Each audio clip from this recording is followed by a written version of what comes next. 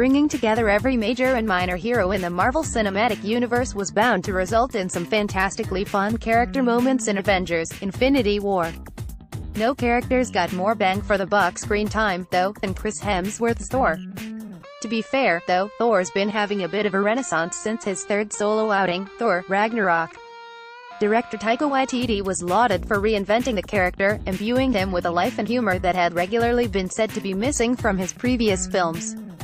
Thankfully, Thor's revamp continued into Infinity War. Thor stole the show in Infinity War, whether you're talking raw power, comedic timing, or just general likability. Here are 7 moments that really solidify his reign. ****, spoiler warning, this post contains spoilers for Avengers: Infinity War. ****, video of Avengers: Infinity War. Thor meets the Guardians of the Galaxy. Between the comments about Thor being a pirate angel and his muscles being made out of cables, it seems fair to say that the Guardians of the Galaxy are Thor stans. That is, all of the Guardians but Peter, I helped destroy half the universe, will. Needless to say, the rest of the Guardians probably have a new favorite: Chris. Odin once declared Thor a vain, greedy, cruel boy before casting him out of Asgard. If only the Allfather could see his son now. The Thor of 2011's Thor would have destroyed the Guardians' ship upon learning that Gamora was Thanos' adopted daughter. But after 7 years, 3 solo films, and quite a few team-ups, Thor has learned how to play nice. In fact, he's even learned how to empathize by the time he meets the Guardians. Upon learning that Gamora is Thanos' daughter, Thor offers her his condolences and says he understands just how much family can hurt you. In Ragnarok, Thor's upset by the fact that Tony Stark's Quinjet doesn't register him as the strongest Avenger. That honor is reserved for the Hulk, but that designation might have to change post-Infinity War. Peter Dinklage's Eitri, king of the dwarves of Night Aveler, warns Thor that taking on the full force of a dying star to hold the forge open will kill you. Only if I die, Thor responds with triumphant, characteristic vehemence. It's really too bad Drax and Thor didn't get to spend more time together. That level of dumb but sometimes insightful logic in the same room would be something to behold. Because of course it was. Maybe Thor's understanding Groot helped Groot along even more in his decision to create the handle for Thor's new axe.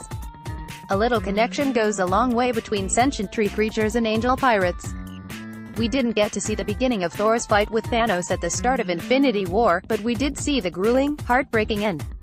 Right before meeting the Guardians, Thor lost his remaining family member, Loki, and his best friend, Heimdall. Later on, he tells Rocket that rage, vengeance, anger, loss, regret are all great motivators. He smiles through the tears. Not only is this scene with Rocket one of the most humanizing in Thor's lengthy time on screen, but it also features a fantastic performance from Chris Hemsworth. Playing a 1,500-year-old god hasn't always lent much range, but Thor's rebirth in Ragnarok and his subsequent story in Infinity War have been marked opportunities for Hemsworth to show off both his humor and heart. Thor wildly outpaces every single other Avenger during the final assault on Wakanda. Just when things start to look down for our heroes, before, things got really down in the end, Thor summons the Bifrost to exact Ragnarok level. What were you the god of again? Justice.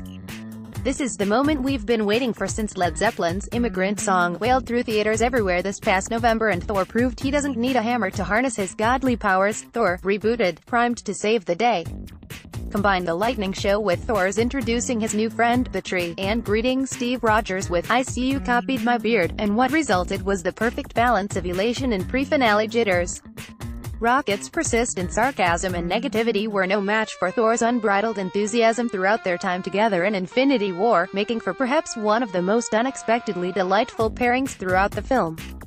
Rocket spent most of the film wholly unaware of who Thor is: king of Asgard, god of thunder, all-around powerhouse, which resulted in several pitch-perfect comedic moments. Thor's obvious pain prompted Rocket to play captain, and ask him about his troubles with the play-detached curiosity of a concerned bartender. And Rocket never once tried to correct Thor about his not being a rabbit. For the past 2 Guardians films, Rocket's counterparts have met grisly ends. Groot sacrificed himself in the first Guardians, and Yondu did the same in Volume 2. Lucky for Rocket this time around, though, ancient gods are harder to kill than most other friends. Seeing as how both Thor and Rocket managed to escape becoming mere ashes, their friendship will likely continue in Avengers 4. Although, Rocket might be a bit more irritable than usual after losing Groot again.